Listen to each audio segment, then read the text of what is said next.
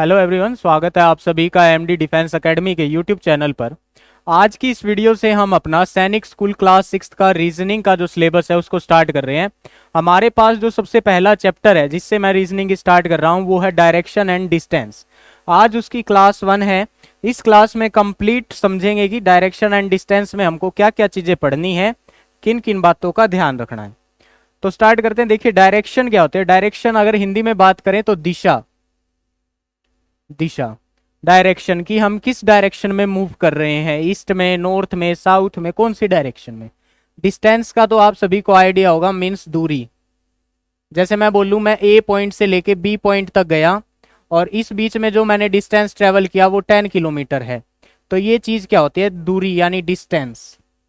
Distance को समझने में तो बिल्कुल परेशानी नहीं है, समस्या आएगी डायरेक्शन को समझने में एक बार। तो डायरेक्शन को अच्छे से समझेंगे। इस चैप्टर के साथ हम पोजीशन, मूवमेंट, डायरेक्शन, डिस्टेंस निकालना, एक पर्सन के द्वारा जो कवर किया गया है या ऑब्जेक्ट के द्वारा कवर किया गया है उसको समझेंगे। Help in solving questions related to direction, turning, distance and position वाले जो भी क्वेश्चन हमारे सामने आएंगे उनको भी इस चैप्टर में हम समझते चलेंगे। तो चलिए स्टार्ट करते हैं। सबसे पहले देखिए हमारे सामने जो टॉपिक आ रहा है वो है टाइप्स ऑफ डायरेक्शंस। डायरेक्शंस के दो टाइप हैं। First is cardinal direction and second is primary inter cardinal directions. Directions को हमने दो कैटेगरी में बांटा है। सबसे पहली कैटेगरी है कार्डिनल डायरेक्शन, जो अपनी मेन डायरेक्शन होती है, जैसे नॉर्थ, साउथ, ईस्ट और वेस्ट। इन 4 मेन डायरेक्शंस को हमने कार्डिनल डायरेक्शंस का नाम दिया है। आप कंपास में देख सकते हैं, ऊपर जो डायरेक्शन होती है वो होती है नॉर्थ, जो नीचे डायरेक्शन होती है वो होती है साउथ, जो इस साइड होते हैं ईस्ट और इस साइड वाली नॉर्थ। ईस्ट का अपोजिट वेस्ट, नॉर्थ का अपोजिट साउथ। इसके अलावा इन मेन डायरेक्शंस के बीच में भी हमने टोटल 4 डायरेक्शंस को रखा है। ये वाली डायरेक्शन जो मेन डायरेक्शंस के बीच में है, तो इन डायरेक्शंस को हमने नाम दिया है प्राइमरी इंटर कार्डिनल डायरेक्शंस। ये मेन डायरेक्शंस के बीच में होती हैं। जैसे नॉर्थ ईस्ट डायरेक्शन है, तो नॉर्थ ईस्ट का मतलब है कि ये जो डायरेक्शन है ये नॉर्थ और ईस्ट डायरेक्शन के बीच में आएगी। नॉर्थ डायरेक्शन हमारी यहाँ पे है, ईस्ट डायरेक्शन यहाँ पे है, तो इसके बीच में जो ये डायरेक्शन बनती है इसको बोलते हैं नॉर्थ ईस्ट डायरेक्शन। इसके अलावा north west direction, north west direction आएगी नॉर्थ और वेस्ट के बीच में। जैसे यहाँ नॉर्थ है और यहाँ वेस्ट है, तो इसके बीच में जो ये डायरेक्शन आती है इसको बोलते हैं नॉर्थ वेस्ट डायरेक्शन।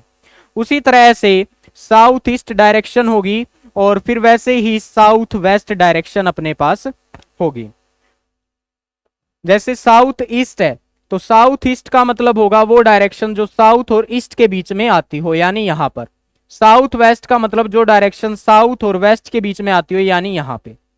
तो एक बार आप इसको वीडियो को रोक के देख सकते हैं कि किस तरह से जो डायरेक्शंस हैं वो मूव हो रही हैं।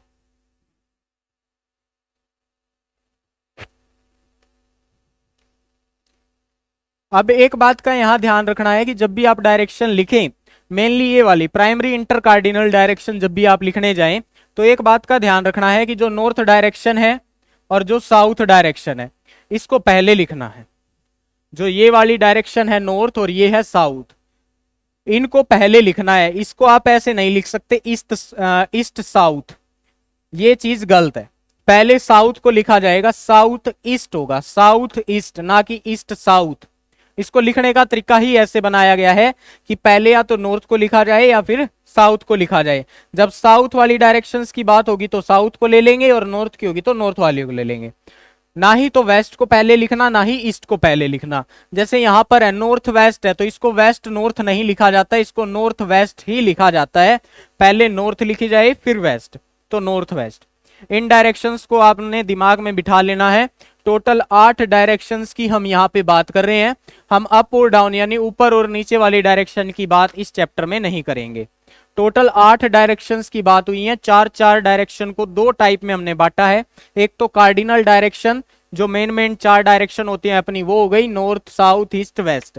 उसके अलावा 4 डायरेक्शन जो इन्हीं के बीच में आती है, मेन डायरेक्शंस के बीच में, उनको प्राइमरी इंटर कार्डिनल डायरेक्शन का नाम दिया गया है।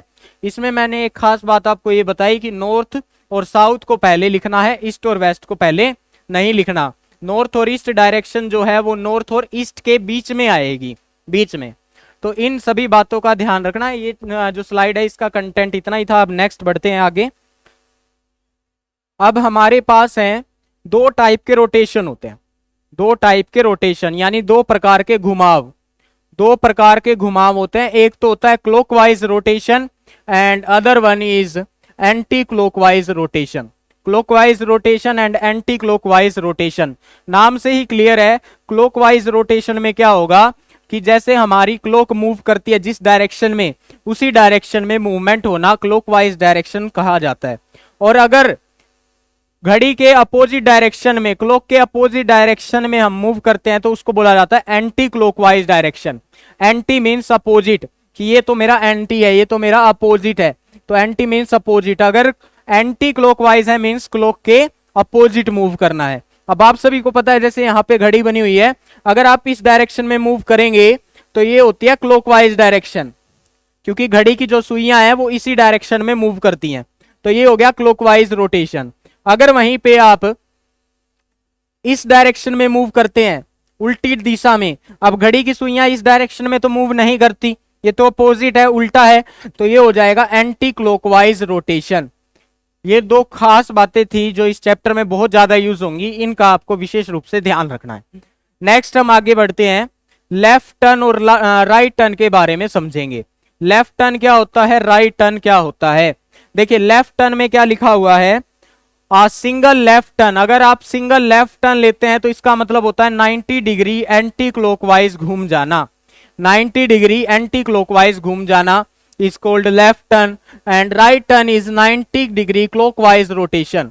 अब ध्यान दीजिए, यहाँ पे मान लीजिए आप यहाँ खड़े हैं ईस्ट पे, इस डायरेक्शन में आप खड़े हैं, आपको लेफ्ट टर्न लेना है। अब इस डायरेक्शन होती है इधर, मान लीजिए मैं इधर इस डायरेक्शन में फेस करके खड़ा हूं, आपको मूव करना है लेफ्ट में। तो लेफ्ट हैंड देखिए, आप इमेजिन करना पड़ेगा, लेफ्ट हैंड होता है उल्टा हाथ, तो ये वाला मेरा उल्टा हाथ है, तो मैं इस डायरेक्शन में मूव हो जाऊंगा ऐसे। तो इसमें क्या किया मैंने एंटी क्लॉकवाइज मूव किया, एंटी क्लॉकवाइज उल्टी दिशा में मैं घूमा, घड़ी के उल्टी दिशा में। जब भी हम एंटी क्लॉकवाइज रोटेट करते हैं, और ध्यान रखना है 90 डिग्री ही घूमना है। अगर आप एंटी क्लॉकवाइज 90 डिग्री घूम जाते हैं तो उसी को बोला जाता है कि आपने एक लेफ्ट टर्न ले लिया।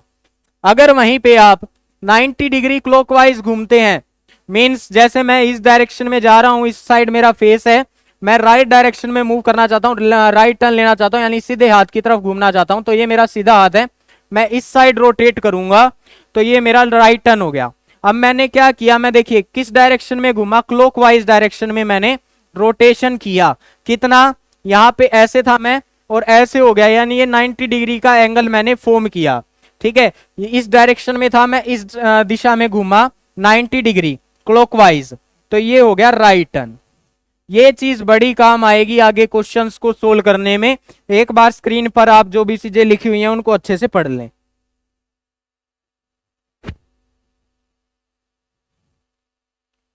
अब आगे बढ़ते हैं, देखिए types of question based on direction.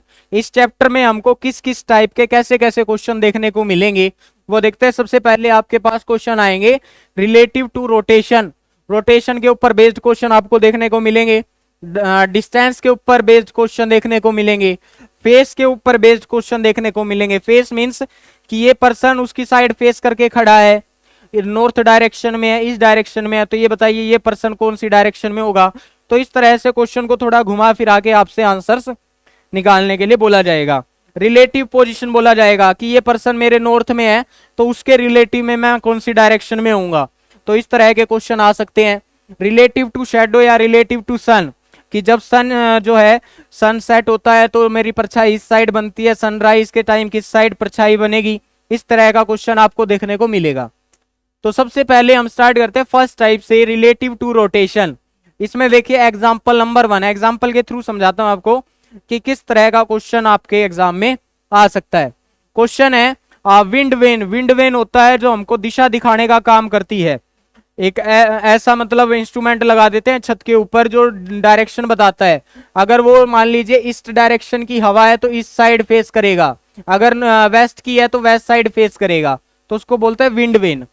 अब ये विंड वेन में क्या हुआ, ये अपने एक्सिस पे रोटेट होगी यानी घूम गई, due to which it started showing wrong direction, जिसकी वजह से ये गलत दिशाएं जो है दिखाना शुरू कर देती है, सही दिशा नहीं दिखाती।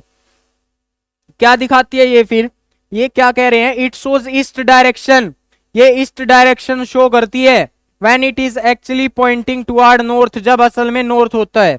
क्या बोला इन्होंने कि जब असल में एक्चुअल में नॉर्थ डायरेक्शन होती है, एक्चुअल में जब नॉर्थ डायरेक्शन होती है तो ये क्या शो करती है, ईस्ट डायरेक्शन को ये शो करेगी।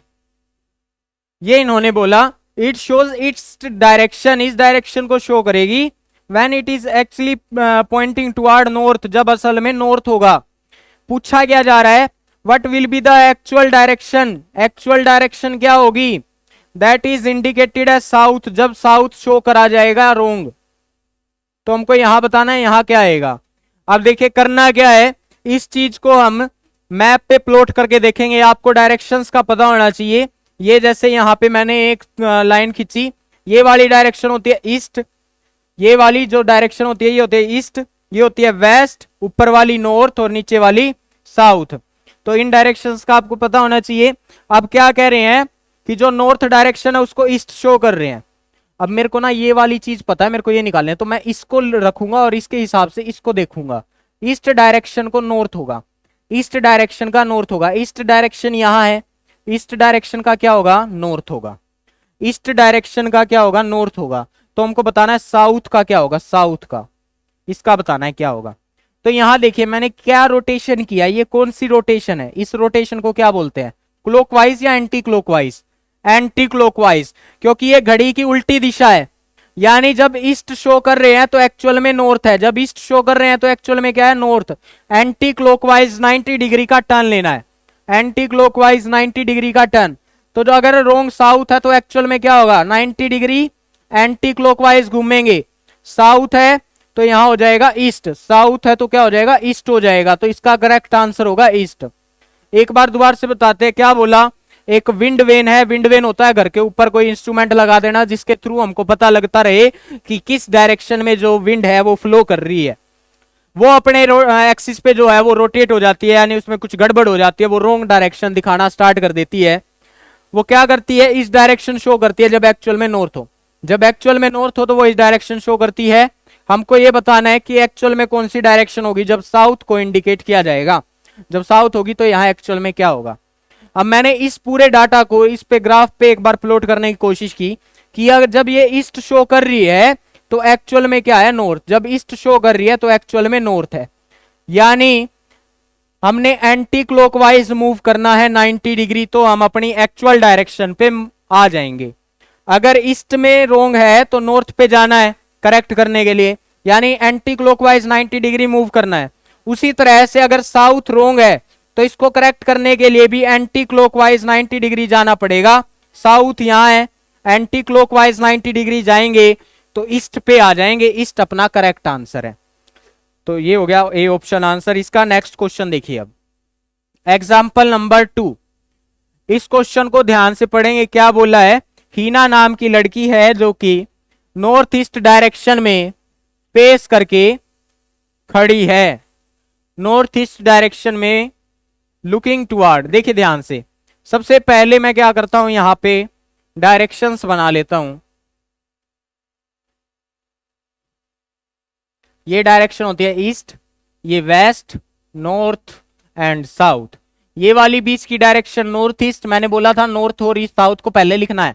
नॉर्थ ईस्ट, ये साउथ ईस्ट, ये साउथ वेस्ट और ये नॉर्थ वेस्ट। तो इस तरह से मैंने 8 की 8 डायरेक्शंस को लिख लिया है। अब कह रहे हैं हीना जो है वो नॉर्थ ईस्ट डायरेक्शन में लुक कर रही है, देख रही है। नॉर्थ ईस्ट डायरेक्शन है यहां पर, यानी जो हीना है वो इस डायरेक्शन में देख रही है, इस डायरेक्शन में वो देख रही है।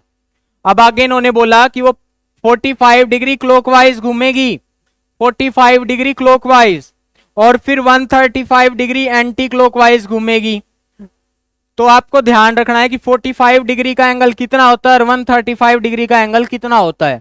देखिए ये जो पूरा एंगल है ना यहाँ पे, ये इतना एंगल, ये होता है 90 डिग्री का एंगल, 90 डिग्री का। अगर इसका हाफ करेंगे तो 45 डिग्री का होगा। अगर इसका हाफ करेंगे तो 45 डिग्री का होगा। अब ध्यान दें, क्या बोला कि जो हीना है वो इस डायरेक्शन में हमने बना लिया, नॉर्थ ईस्ट डायरेक्शन में वो देख रही है। 45 डिग्री क्लॉकवाइज घुमाइए उसको, 45 डिग्री क्लॉकवाइज। अब क्लॉकवाइज डायरेक्शन होती है ये वाली, घड़ी की सुइयां इसी डायरेक्शन में मूव करती हैं। हमने घूमना है 45 डिग्री, 45 डिग्री, तो 90 का हाफ 45, यानी इतना ही घूमना है बस हमने।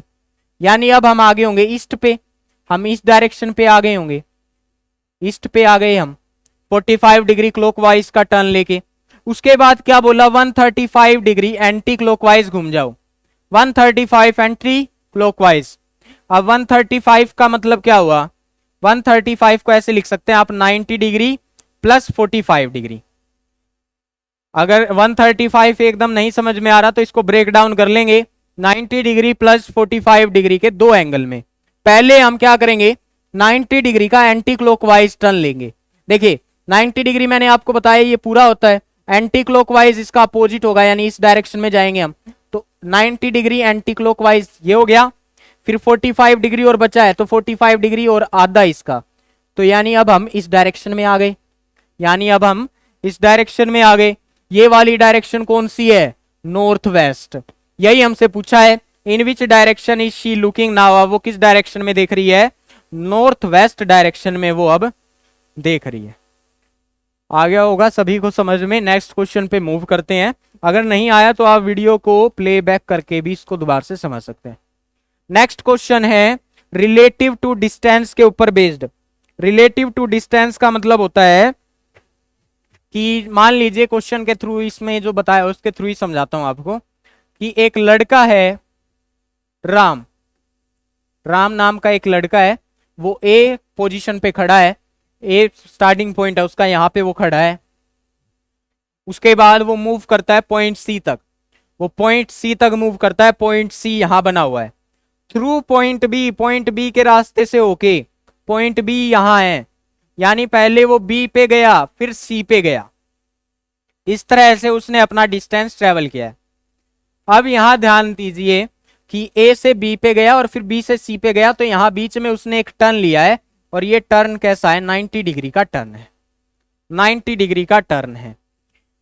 अगर मैं आपसे बोलूं कि उसने ए बी 4 किलोमीटर कवर किया और बी सी उसने कवर किया, सॉरी यहां मैं ले लेता हूं 6 किलोमीटर और यहां ले लेता हूं 8 किलोमीटर। अगर मैं पूछूं उसने टोटल डिस्टेंस कितना ट्रेवल किया, तो आप क्या करेंगे कि सर 6 किलोमीटर तो ये और 8 किलोमीटर ये, उसने टोटल 14 किलोमीटर का डिस्टेंस ट्रेवल किया। वो टोटल जो है 14 किलोमीटर चल के आया है। Total distance travel A B plus B C, यानी 6 और 8 14, तो टोटल डिस्टेंस उसने 14 किलोमीटर कवर किया। वहीं पे अगर मैं पूछूं डिस्प्लेसमेंट कितना किया, तो डिस्प्लेसमेंट का मतलब होता है shortest distance between the initial and final position. देखिए उसकी इनिशियल पोजीशन थी ए, वो शुरुआत में ए पे था, और फाइनल पोजीशन थी सी। इसके बीच में अगर शॉर्टेस्ट डिस्टेंस पूछा जाए तो शॉर्टेस्ट डिस्टेंस 6 और 8 14 नहीं होगा, 6 और 8 14 नहीं होगा, ठीक है। शॉर्टेस्ट डिस्टेंस होता है straight path distance. Shortest path जो है वो स्ट्रेट पाथ होता है, सीधा रास्ता होता है। ये सीधा कहाँ है, यहां तो हमने मोड़ लिया, सीधा रास्ता तो ये है, ये है सीधा रास्ता, तो ये है शॉर्टेस्ट डिस्टेंस, और शॉर्टेस्ट डिस्टेंस को ही बोला जाता है डिस्प्लेसमेंट। अगर आपसे क्वेश्चन में ये पूछा जाए कि अब बताइए जो ए है, जो राम है, वो ए से सी तक कितनी दूरी पर है, तो आप ये टोटल करके नहीं बताएंगे कि 6 और 8 14 किलोमीटर दूर है, क्वेश्चन गलत हो जाएगा। वो आपसे जानना चाहते हैं शॉर्टेस्ट डिस्टेंस बताइए जो ए और सी के बीच में पॉसिबल है। तो आप इस कंडीशन में क्या करेंगे, ये डिस्टेंस कैसे निकाला जाएगा। तो इस डिस्टेंस को निकालने के लिए हमारे पास पाइथागोरस थ्योरम नाम की एक चीज सामने आती है। पाइथागोरस थ्योरम क्या कहती है कि अगर आपके पास एक राइट एंगल ट्रायंगल है, राइट एंगल ट्रायंगल मींस ऐसा ट्रायंगल जिसके अंदर एक एंगल 90 डिग्री का हो, वो राइट एंगल ट्रायंगल होता है। जैसे यहां पर है, ठीक है, यहाँ पर हमारे पास एक एंगल 90 डिग्री का नहीं है और ये एक ट्रायंगल फॉर्म कर दिया हमने, ये हमने एक ट्रायंगल फॉर्म कर दिया। तो एक ट्रायंगल जिसमें 90 डिग्री का एक एंगल हो वो राइट एंगल ट्रायंगल होता है। उसके अंदर एक पाइथागोरस थ्योरम नाम की चीज होती है, वो क्या कहती है कि अगर आपको दो साइड्स का पता है तो आप थर्ड साइड को आराम से फाइंड कर सकते हैं। अगर दो साइड का पता है तो थर्ड साइड को आराम से निकाला जा सकता है। अब ये देखिए, पाइथागोरस थ्योरम में एक होता है हाइपोटेनस, एक होता है बेस और एक होता है परपेंडिकुलर। हाइपोटेनस होती है longest side, longest side is called Pythagoras theorem. एक बार आप इसको ध्यान से देखेंगे,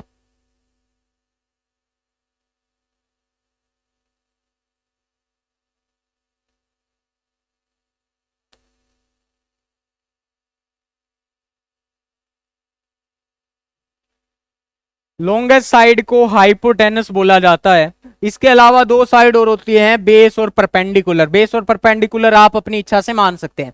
जैसे मैं इसको देखिए, 90 डिग्री के एंगल के सामने जो साइड होती है वही अपनी लॉन्गेस्ट साइड होती है, यानी ये लॉन्गेस्ट साइड है, ये साइड जो है लॉन्गेस्ट है, ठीक है, लॉन्गेस्ट साइड है ये, लेकिन शॉर्टेस्ट पाथ है। अब आप कहेंगे सर लॉन्गेस्ट साइड होगी तो ये शॉर्टेस्ट रास्ता कैसे हो गया? देखिए, ट्रायंगल में एक प्रॉपर्टी और होती है, उसका भी आपको ध्यान रखना है कि ट्रायंगल की अगर दो साइड को जोड़ेंगे ना तो वो थर्ड साइड से हमेशा बड़ी आनी चाहिए, यानी 6 और 8 14, 14 से ये छोटी होगी। बेशक ट्रायंगल में सबसे बड़ी साइड हो, लेकिन 14 किलोमीटर से ये वाली साइड छोटी मिलेगी आपको, बड़ी नहीं हो सकती। अगर बड़ी होगी तो ये ट्रायंगल बनाना पॉसिबल नहीं होगा, ठीक है। तो इसको फाइंड करने के लिए हम फॉर्मूला लगाएंगे। ये मैंने बता दिया आपको, ये हाइपोटेनस है, तो हाइपोटेनस का स्क्वायर इक्वल, इन दोनों साइड में से आप किसी को भी बेस या परपेंडिकुलर मान सकते हैं। मैं इसको बेस मान रहा हूं और इसको परपेंडिकुलर मान रहा हूं।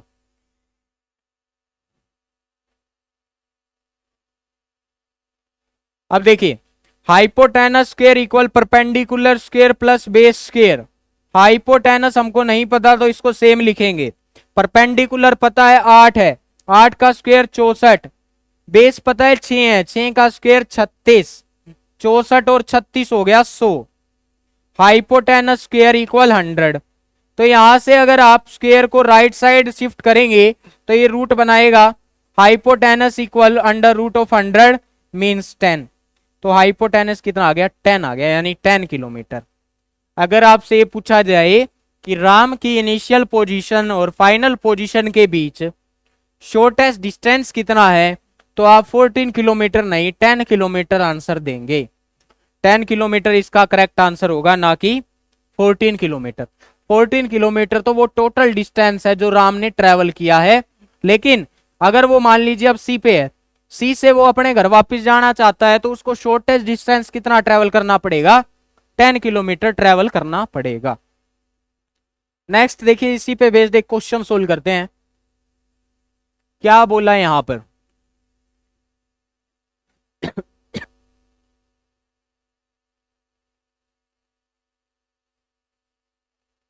Tom moves 3 metre toward west. Tom जो है वो 3 मीटर वेस्ट में जाता है। टॉम यहां पे खड़ा है भाई, वेस्ट डायरेक्शन ये होती है, तो ईस्ट डायरेक्शन में वेस्ट डायरेक्शन में वो 3 मीटर जाएगा।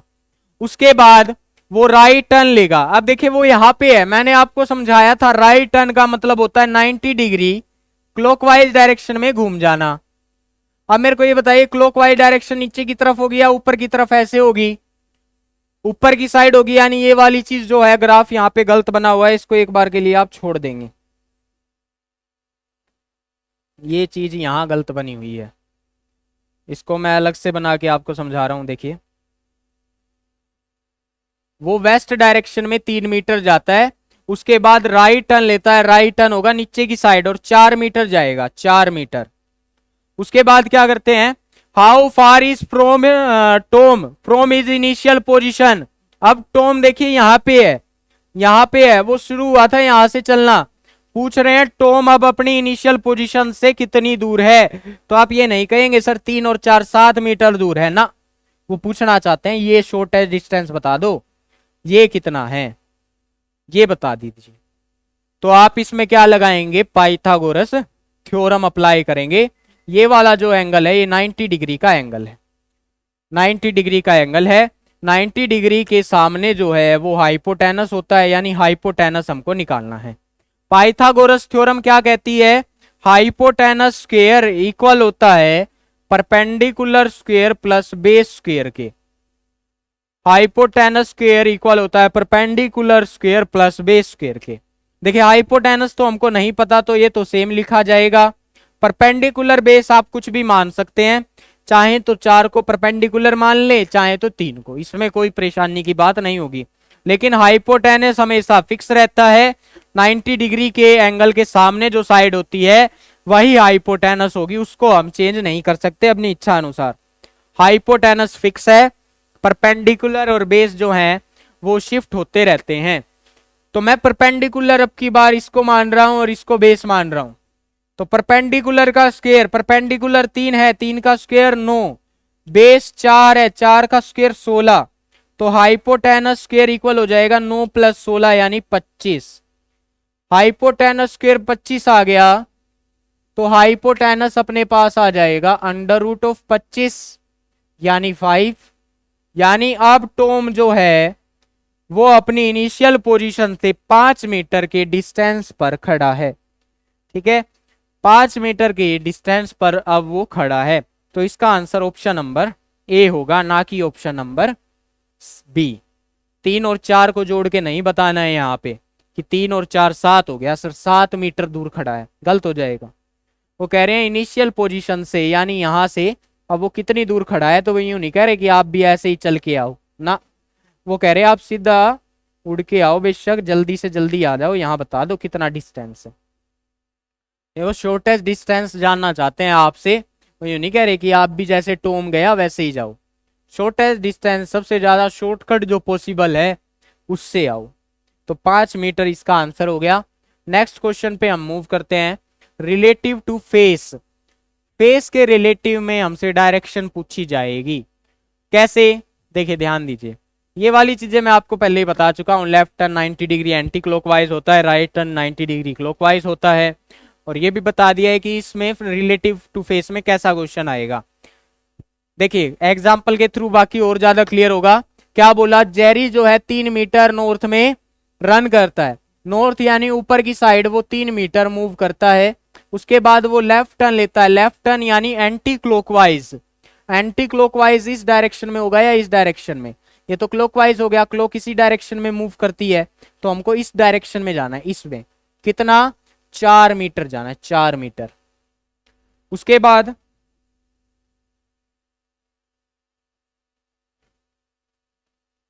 बाद इन्होंने बोला फाइनली ही टर्न्स राइट, वो दोबारा से राइट लेगा। देखिए राइट होता है क्लॉकवाइज, क्लॉकवाइज ऊपर होगा या नीचे, ऊपर की साइड होगा, है ना। क्लॉकवाइज क्या होगा, ऊपर की साइड होगा, तो हमको ऊपर मूव करना है। अब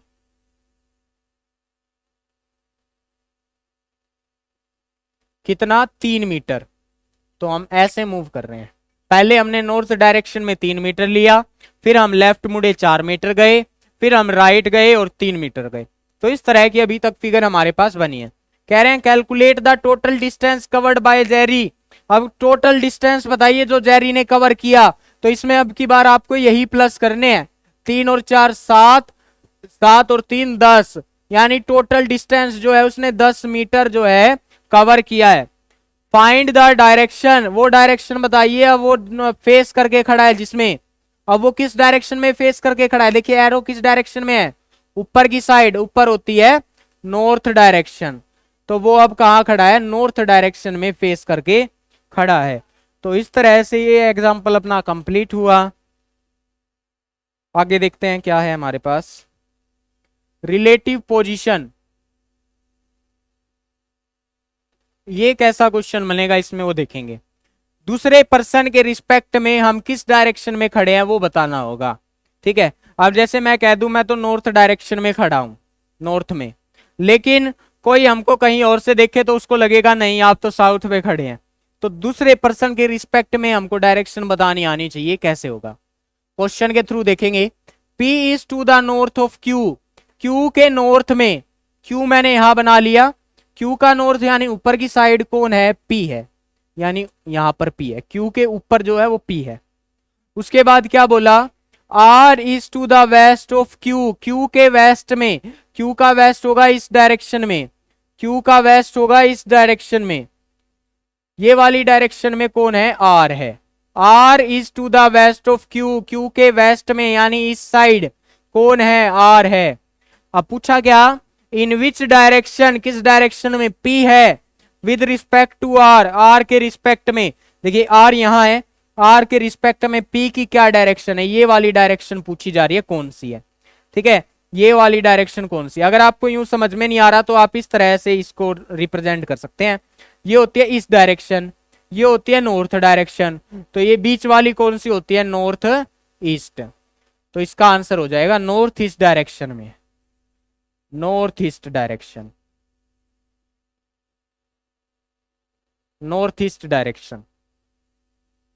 तो ये था क्वेश्चन। एक इसमें रह गया है हमारा रिलेटिव टू सन या रिलेटिव टू शैडो, उसको मैं कल कराऊंगा आपको कल के लेक्चर में, और साथ ही साथ कल से फिर इसके चैप्टर की एक्सरसाइज भी हम स्टार्ट कर देंगे।